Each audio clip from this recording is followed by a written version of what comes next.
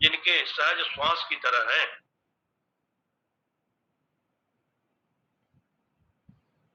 इस शास्त्र योनित्वात् में जो अधिकरण है उसको कहते हैं शास्त्र योनित्व अधिकरण। और इस अधिकरण में दो वर्णक है। वर्णक मतलब व्याख्यान, दो प्रकार के व्याख्यान हैं। अब वो क्या है? एक वर्णक तो कहता है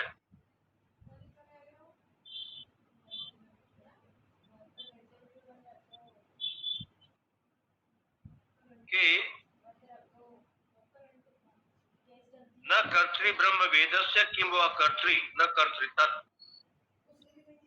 ये वैयासिक न्यायमाला में ऐसा कहा गया है कि ब्रह्म जो है वो करता है कि नहीं। कर्तृ वेदस्य किम व न कर्तृ, ब्रह्म वेद का करता है अथवा नहीं है, ये संशय आ गया। पूर्व पक्ष कहता है कि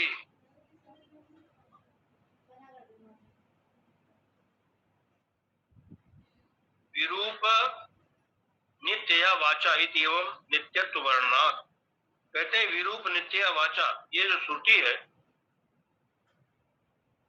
मतलब विरूप तो संबोधन है। विरूप देवताओं के लिए, जो विरूप में विविध रूप धारण करने वाले जो देवता है, तो देवता का संबोधन है। नित्य वाणी से स्तुति करके, तो नित्य वाणी से स्तुति करते, नित्य वाणी वेद है। अनादि निधना नित्या वाग उत्सृष्टा स्वयं हुआ आदो वेदमयी दिव्या यथा सर्वा प्रवृत्तया। ब्रह्मा ने पहले अनादि और अनंत नित्य वेद की सृष्टि की, जो नित्य वाणी है, और फिर उसी से सारा व्यवहार लोक में प्रसिद्ध हुआ। तो इस श्रुति में वेद के नित्यत्व का वर्णन होने से वेद तो नित्य है, तो ब्रह्म वेद का कर्ता नहीं है, ऐसा पूर्व पक्ष आक्षेप करता है। तो सिद्धांत से कहते हैं कि वेद का कर्ता ब्रह्म है, ऐसा हम भी नहीं मानते। वो तो वेद ब्रह्म से प्रकट होता है, वेद ब्रह्म का निश्वास है, वेद ब्रह्म के द्वारा निश्वसित है। श्रुति कह रही है अस्य महतो भूतस्य निश्वसितम एतत्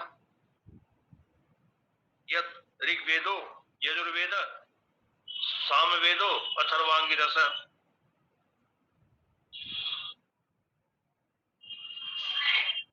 ऐसा वेद वाक्य होने से ब्रह्म ही वेद का करता है, ऐसा मानना चाहिए। और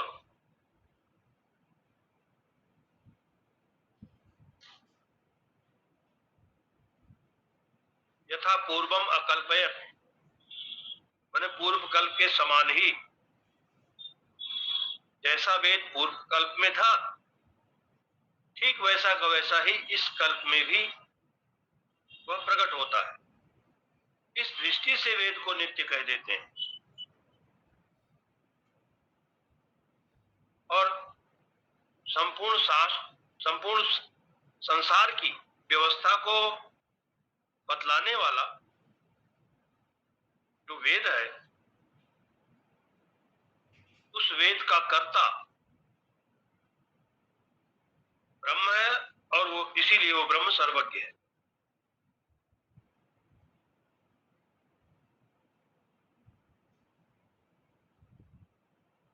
तो दो वर्णक, पहला वर्णक तो ये हो गया कि ऋग्वेद आदि शास्त्र का कारण होने से ब्रह्म सर्वज्ञ है। और दूसरा वर्णक मतलब दूसरा व्याख्यान इसी सूत्र का करते हैं कि ब्रह्म केवल ऋग्वेद आदि शास्त्रों से ही जाना जाता है, किसी अन्य प्रमाण से नहीं, प्रमाणांतर वेद्य नहीं है ब्रह्म, केवल ऋग्वेद आदि शास्त्रों के द्वारा ही ब्रह्म जाना जा सकता है। ये इस सूत्र का दूसरा व्याख्यान। तो शास्त्र योनित्वात् इस सूत्र के दो वर्णक हैं। दूसरे वर्णक में वैयासिक न्यायमाला में कहा है कि वहां संशय होता है कि ब्रह्म दूसरे प्रमाणों से भी जाना जाता है अथवा केवल वेद से ही जाना जाता है। ये संशय है। ऐसा संशय होने पर पूर्व पक्षी कहता है कि घटवत सिद्ध वस्तुत्वात्, घड़े के समान सिद्ध वस्तु होने के कारण से ब्रह्म अन्य प्रमाणों से भी जाना जाता है। सिद्धांत से कहते हैं कि ऐसी बात नहीं, क्योंकि ब्रह्म में, घट में तो रूप है, घट नाम है, लेकिन ब्रह्म रूप और लिंग आदि से रहित है।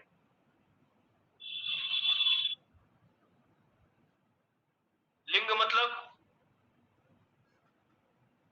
उसका सादृश्य, किससे उसकी उपमा दें, क्योंकि वो अद्वितीय है, एक है और उसमें कोई रूप नहीं है।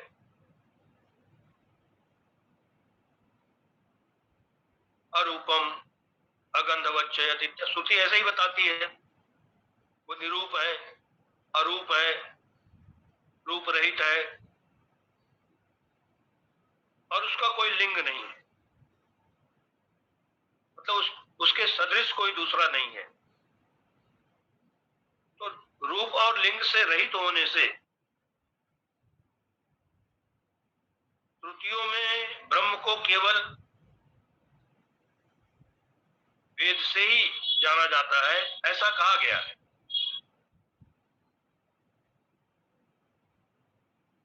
अब इसमें श्रुतियां, बहुत सी श्रुतियां प्रमाण है।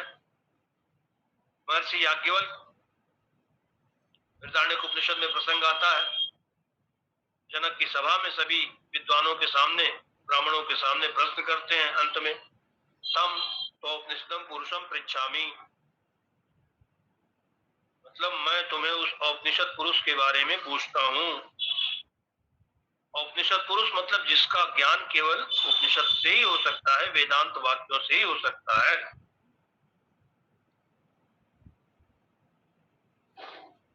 तो यही इस वर्णक का, इस व्याख्यान का विषय है।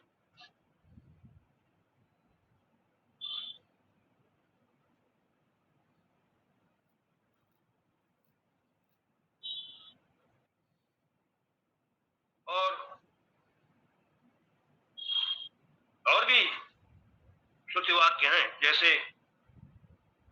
ना वेदविन मनुते तम बृहंतम, वेद को न जानने वाला उस परिपूर्ण परमात्मा को नहीं जान सकता। अवेदविद न मनुते तम बृहंतम, उस परिपूर्ण महान ब्रह्म को वह नहीं जान सकता जो वेद को नहीं जानता हो। तो वैसे तो ब्रह्म वेद का हेतु है, तो भी ब्रह्म वेद का कारण है, वेद का हेतु है, वेद का कर्ता है, ऐसा मानते हैं, फिर भी उसका ज्ञान भी वेद से ही हो सकता है। ये दूसरे व्याख्यान में सूत्र के बतलाया। मतलब इस सूत्र के दो वर्णक कहे, दो तरह के। एक तो ये कि सर्वज्ञ ब्रह्म ऋग्वेद आदि शास्त्र का कारण है, और दूसरा ऋग्वेद आदि शास्त्रों के द्वारा वह गम्य भी है। तो जगत कारण तो जो ब्रह्म में दिखलाया,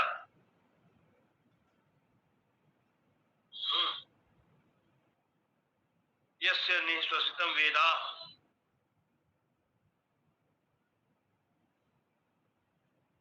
वेदांत वेद्यम, अनेक बार भगवान की स्तुति में ये सब बातें अनेक स्थलों में कही गई हैं।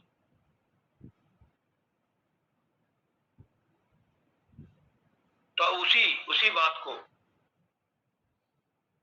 क्योंकि ब्रह्म जगत का कारण है इसलिए वो सर्वज्ञ है, तो उसकी सर्वज्ञता को ही बतलाते हुए उसी सर्वज्ञता को आगे और दृढ़ करते हैं।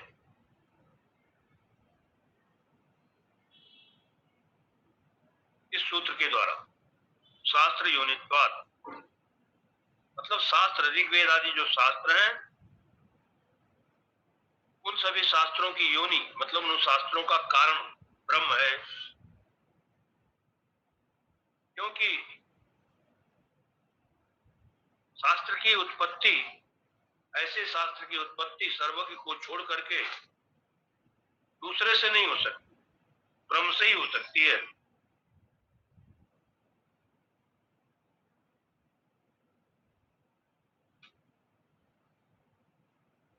जैसा कि हमने कल भी आपको बतलाया था कि जैसे पाणिनि इत्यादि का व्याकरण शास्त्र है, तो उस शास्त्र की अपेक्षा वो पाणिनि आदि अधिक ज्ञानवान है, अधिकतर ज्ञानवान है। ये तो लोक में प्रसिद्ध ही है। ऐसे ही अनेक शाखा भेद से भिन्न ये जो संसार है, इसमें अनेक प्रकार के शरीर हैं, देवता, मनुष्य, पशु, पक्षी, और उनमें भी अलग अलग, मनुष्यों में अलग अलग वर्ण आश्रम इत्यादि है। इन सब विभाग का हेतु, ये सब विभाग जो किया है उसका कारण क्या है विभाग के पीछे? ये तो जो सर्वज्ञ होगा, जो सब कुछ जानता है, वही तो ऐसा विभाग कर सकता है। तो ये सारे ज्ञानों का जो खान है, जो भंडार है, वो है ऋग्वेद आदि शास्त्र। उन शास्त्रों का अनायास ही जो निश्वास के समान प्रकट कर देता है। जिस महान कारण से, महान योनि से निश्वास के समान ये ऋग्वेद आदि शास्त्र उद्भूत होते हैं, जैसा कि श्रुति कहती है अस्य महतो भूतस्य निश्वस्तम एतत् इत्यादि, वह ब्रह्म तो वह सर्वज्ञ है, सर्वशक्तिमान है, इसमें तो कहना ही क्या है, वो है ही है। इसलिए ये जो ऋग्वेद आदि शास्त्र है, ये शास्त्र ही ब्रह्म के यथार्थ ज्ञान में प्रमाण है। यहाँ योनि का कारण, योनि का अर्थ कारण अथवा प्रमाण, ब्रह्म के यथार्थ स्वरूप के ज्ञान में योनि है, मतलब ब्रह्म के यथार्थ ज्ञान में कारण है, अर्थात ब्रह्म के यथार्थ ज्ञान में शास्त्र ही प्रमाण है। इसीलिए वेदांत वेद्यम इत्यादि केवल वेदांत के द्वारा ही जिसको जाना जाता है। तो तात्पर्य है कि शास्त्र रूप प्रमाण से ही ऐसा समझा जाता है कि ब्रह्म जगत के जन्म, स्थिति, लय आदि का कारण है।